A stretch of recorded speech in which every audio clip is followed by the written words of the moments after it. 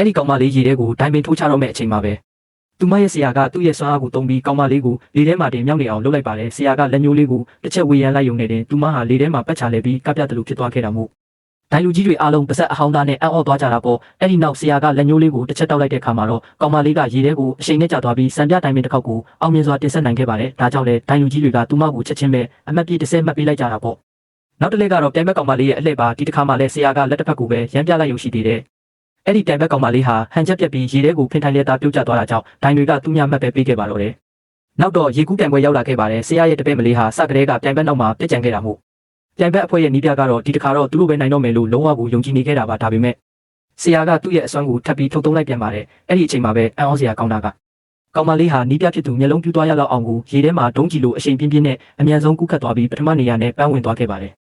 အဲ့ဒီနောက်အပြေးနှစ်ယောက်တွဲလက်ဆင့်ကမ်းပြိုင်ပွဲရောက်တဲ့အခါမှာတော့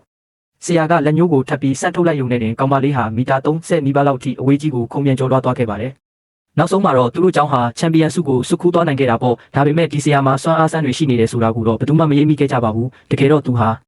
တန်မှုတွေကိုလက်ပလာနဲ့တင်ကြီးမွားသွားအောင်ညှစ်ပစ်နိုင်ပြီးလူမိုက်တွေလာရမ်းကားတဲ့အခါမျိုးမှာလည်းသူ့ရဲ့စွမ်းအားကိုသုံးပြီးပဲပညာပေးတတ်ပါသေးတယ်။လူမိုက်တယောက်ဆိုရင်စက္ကန့်ပိုင်းတွင်ဘတ်စကတ်ဘောကွင်းထဲကိုတန်းတန်းမတ်မတ်အပြစ်ခံလိုက်ရပြီးနောက်တစ်ယောက်ကတော့မာရီယာမိခင်ကြီးရဲ့ပန်ပူရုပ်ထုလက်မောင်းထဲကိုလွှင့်စင်ပြီးတက်တက်ကြီးကျသွားခဲ့ပါတော့တယ်။